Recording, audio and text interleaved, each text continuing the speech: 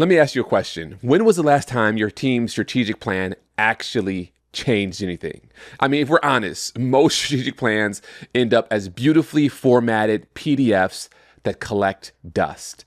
Leaders spend months planning them, creating them, offsites, consultants, PowerPoint decks. But 6 months later, no one can remember what's in it. That's because most plans are activity lists, not clarity tools.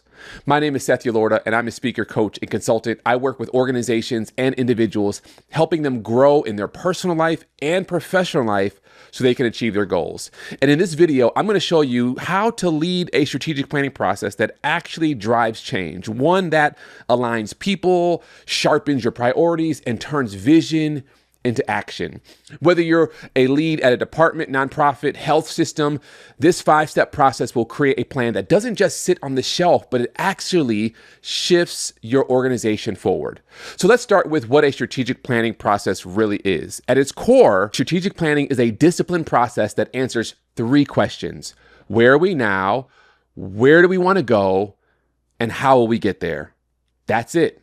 Most organizations either skip one of those steps or rush through them altogether.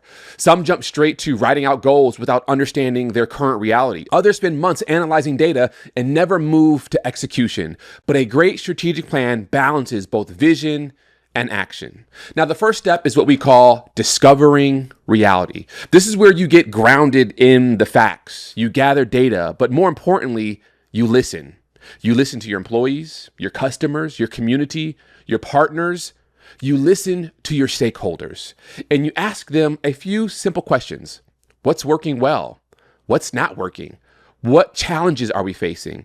What's changing in our environment politically, economically, socially, or technologically? You're looking for patterns. This is also where you could use tools like a SWOT analysis or a SOAR analysis, which is strengths, opportunities, aspirations, results.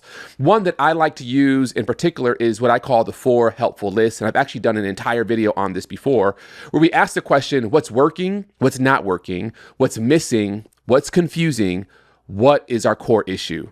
And then from there, we look at what are our 3-4 core issues, and we build a plan around those core issues. You see, the goal with this process of discovery is really clarity. Before you make big decisions, you need to understand your current landscape. Once you've discovered your reality, then it's time to define your future. This is the visionary part. This is where you imagine your organization 3 to 5 years from now. Now, I know 3 to 5 years feels like a long time, but just go through the process. What would success look like? What impact do you want to make? Often when I'm working with a team, I have them complete the sentence. In 3 years, we will be known for blank. What do you want your reputation to be? What do you want to be known for?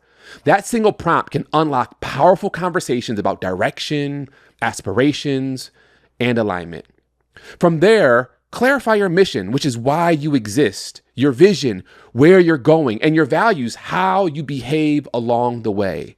These 3 elements become the foundation for your strategy, your North Star, because everything flows from your mission, your vision, and your values. Your operations, your IT, your physical plant, your capital plan, everything flows from your mission and your vision. So now that you know where you are and where you're going, you can design your strategy. This is where the rubber meets the road, where we want to identify the strategic priorities, usually 3 to 5, that will move you toward your vision.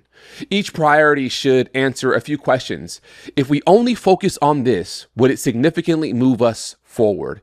Then, underneath each priority, identify your goals, your initiatives, and success measures. Goals are what you want to achieve. Initiatives are what you'll do to get there. And success measures are how you'll know it's working. This is where the plan becomes actionable and measurable. Now, here's where most plans fail. After you've gone through the discovery process and you start dreaming about where you're going to be 3 to 5 years from now, and then you start talking about what steps you need to take to get there, most plans fail with execution. A plan without execution is just a wish. To bring it to life, you need to have clear ownership, regular check-ins, and an accountability system. I tell teams to treat their plan like a living document.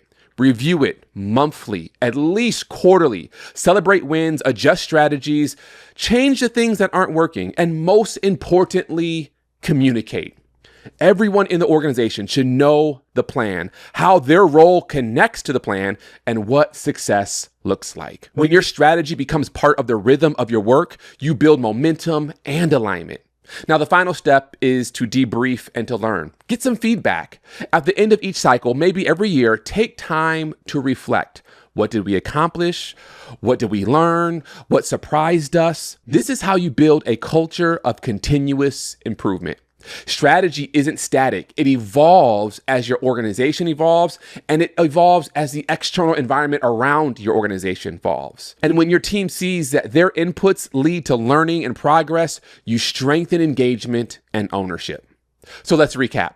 Step 1, discover reality. Step 2, define the future. Step 3, design the strategy. Step 4, drive execution. And then finally, debrief and learn. That's the strategic planning process. Simple, human, powerful. If you found this to be helpful, I would love for you to hit the like button and share it with your leadership team and subscribe for more content on leadership, clarity, and organizational effectiveness. And if your organization is ready to take its strategic plan to the next level, visit visionclarityconsulting.com to learn how we can help you lead with clarity. Thanks so much for watching. And as always, clarity isn't just a plan, it's a way of leading. Peace.